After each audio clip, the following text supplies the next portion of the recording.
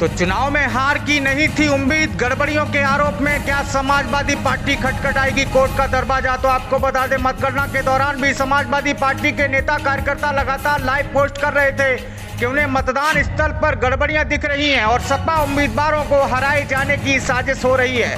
इसको लेकर अखिलेश यादव समेत बाकी नेता कार्यकर्ता चुनाव आयोग से संज्ञान लेने की अपील कर रहे थे।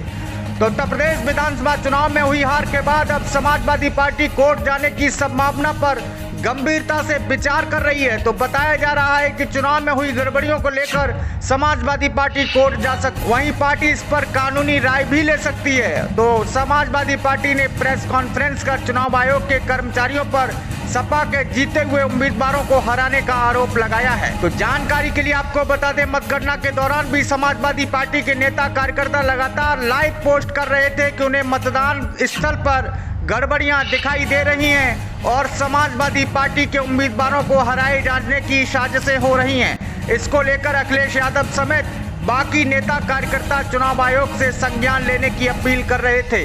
तो ताजा खबर यह है कि भले ही समाजवादी पार्टी पूरा जोर लगाने के बाद भी सरकार नहीं बना पाई, लेकिन पिछली बार के मुकाबले पार्टी की सीटें बढ़ी हैं। इसी के साथ मजबूत विपक्ष बनाने के प्रयासों के बीच पार्टी ने नेता प्रतिपक्ष के नाम का ऐलान कर दिया। सपा अध्यक्ष अखिलेश यादव खुद सदन में विपक्ष का प्रतिनिधित्व करेंगे और योगी सरकार के फैसलों को कड़ी टक्कर देंगे। कई सूत्र बता रहे हैं कि उत्तर प्रदेश विधानसभा चुनाव में हुई हार के बाद अब समाजवादी पार्टी कोर्ट जाने की संभावना पर गंभीरता से विचार कर रही है। बताया जा रहा है कि चुनाव में हुई गड़बड़ियों को लेकर समाजवादी पार्टी कोर्ट जा सकती है और पार्टी इस पर कानूनी राय भी ले सकती है। तो समाजवादी पार्टी ने प्रेस कॉन्फ्रेंस कर चुनाव आयोग के कर्मचारियों पर सपा के जीते हुए उम्मीदवारों को हराने का आरोप लगाया। तो समाजवादी पार्टी के प्रदेश अध्यक्ष नरेश उत्तम पटेल ने क्या कुछ कहा, आइए आपको सुनाते हैं। सत्ता के इशारे पर चुनाव कर्मी भी, कुछ चुनाव कर्मी जिन्होंने सत्ता का ध्यान रखते हुए लालच में भारतीय जनता पार्टी के हारे हुए लोगों को जिताने का काम किया। मीडिया के माध्यम से पूरे प्रदेश की मतगणना का हाल आ रहा था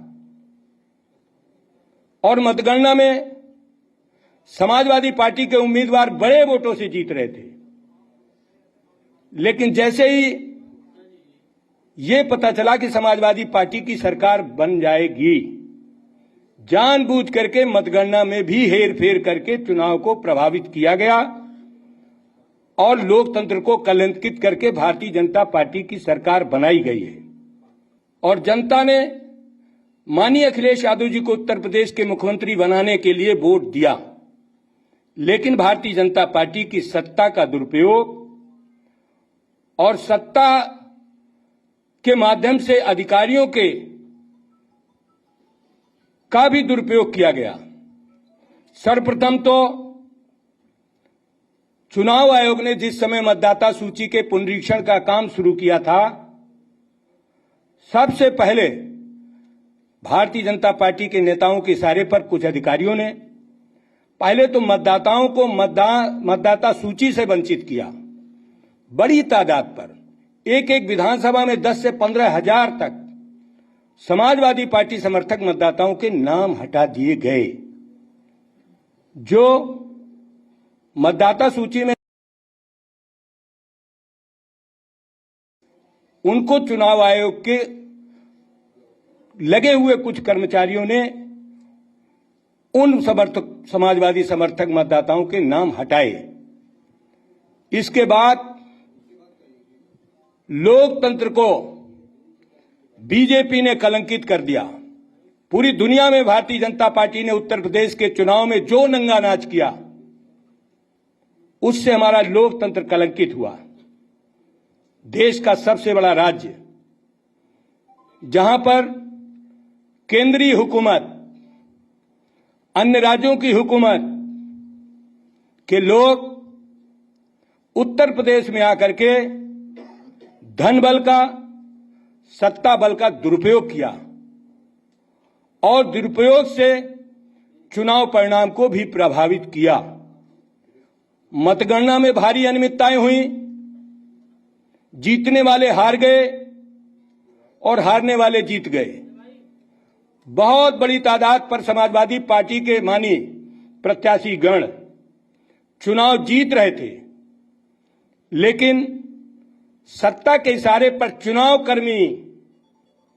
कुछ चुनाव कर्मी जिन्होंने सत्ता का ध्यान रखते हुए लालच में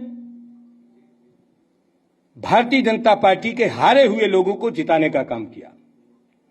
मीडिया के माध्यम से पूरे प्रदेश की मतगणना का हाल आ रहा था